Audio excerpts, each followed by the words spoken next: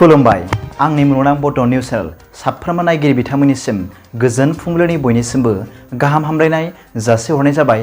आसा खालामो नोंथांमोनहा गासै मोजाङै दं। बे समाव आं नोंथांमोननि सिगाङाव फुंबिलिनि मोननैसो खौरां लाना फैलायबाय।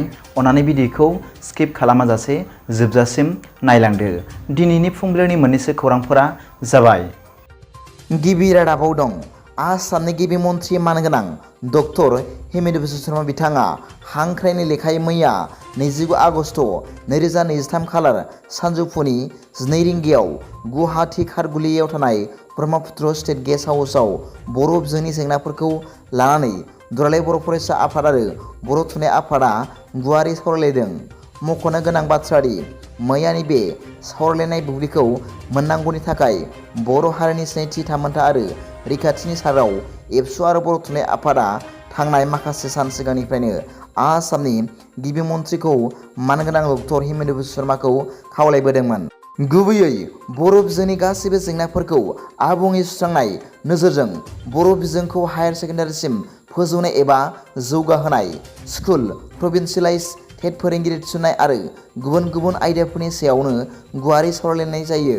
मख'नो गोनांदि सावरायनायाव दुलाराय बर' फरायसा आफादनिफ्राय मानाव गेदेर आफादगिरि मुस्रि दिपेन बर'जों लोगोसे बोसोनगिरि खुंख्रा स्वर्गयारी, लोगो आफादगिरि खोरोमदाव औवारी, रोमदोन बसुमतारी, गाहाय नेहाथारि फणीन्द्र बसुमतारी, नेहाथारि निजोम बसुमतारी, बिरदाव बर' गेलेमु नेहाथारि गणेश बसुमतारी आरो बुंथिगिरि अबि नार्जारिया बाहागो लानायजों लोगोसे बर' थुनलाइ आफादनिफ्राय फारियै मानाव गेदेर आफादगिरि डक्टर सुरन नार्जारि, गाहाय नेहाथारि नीलकान्त गयारी आरो बिथांमोननि बिबानगिरिफ्रा मैखोमै बाहागो लायो।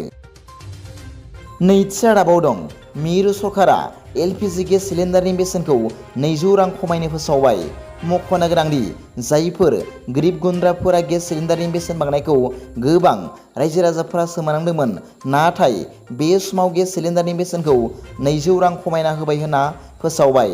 बे समाव 75 लाखनि बांसिन सुबुंफोरा PMUWAIनि गेजेरजों फोनांजाब गोनां जायफोर न'नि संनाय खावनाय समाव आथिखालाव सोलिबाय थानाय PM उज्ज्वला स्किमनि सिङाव गेस सिलिन्डारखौ बाहायो, बिसोरनि थाखाय मिरु सरकारा राङारि अनसुंथाइ महरै फोसावदों।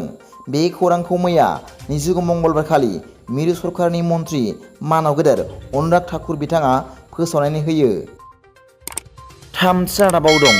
आसामाव गिबि मन्थ्रि मानाव गेदेर डक्टर हिमन्त बिश्व शर्मा बिथांनि दैदेननायाव बिजेपि सरकारा गोबां सानथ्र'हायै खामानि मावनायजों लोगोसे आरोबाव मालिगावआव गंसे फ्लाइअभार दालांबो लुफुंबावबाय आरो बे फ्लाइअभार दालांखौ दिनै आसामनि गिबि मन्थ्रि मानाव गेदेर डक्टर हिमन्त बिश्व शर्मा बिथाङा बेखेवगोन। मख'नो गोनां बाथ्रादि बे फ्लाइअभार दालांखौ 420 कौटि रां खरस खालामनानै लुफुंनाय जादों होनना मिथिनो मोननाय जादों। ब्रैथि रादाबाव दं। बिजेपिआ कंग्रेसनि दैदेनगिरिखौ माहारियारि बुंथिगिरि हिसाबै मैया मंगलबार खालि थिसनबाय। खौरां मोननाय बादिब्ला बे कंग्रेसनि आखा-फाखा दैदेनगिरिनि मुङानो जादों अनिल एन्थनी। मिथिनो मोननाय बादिब्ला अनिल एन्थनीआ 2023 मायथाइनि जानुवारि दानावनो गुजरातआव जानाय दाङाबाजिनि सायाव BBC डकुमेन्टारिनि दावराव दावसियाव गोसो बेरेखा जानानै एप्रिल दानाव बिजेपि राजखान्थि हान्जायाव हाबदोंमोन। दिनैनि फुंबिलिनि मोननैसो खौरांफोरा दा बेखिनिल'मोन। भिडिअखौ मोजां मोनदोंब्ला आंनि बे मुलुगनां बड' निउस चेनेलखौ अन्नानै साबस्क्राइब खालाम आरो बेल आइकनआवबो थुनानै ला, जाहाथे आं गोदान गोदान निउस आपडेट लानानै फैब्ला नोंथांनियाव सिगांग्रो नटिफिकेसन सौहैयो। दा बेलासिनि रादाबाव नोंथांमोनखौ आंनि बे चेनेलाव गासैखौबो बरायहरनाय जाबाय। गोजोन्थों। एसेनोसै। जै बर' हारिनि जै।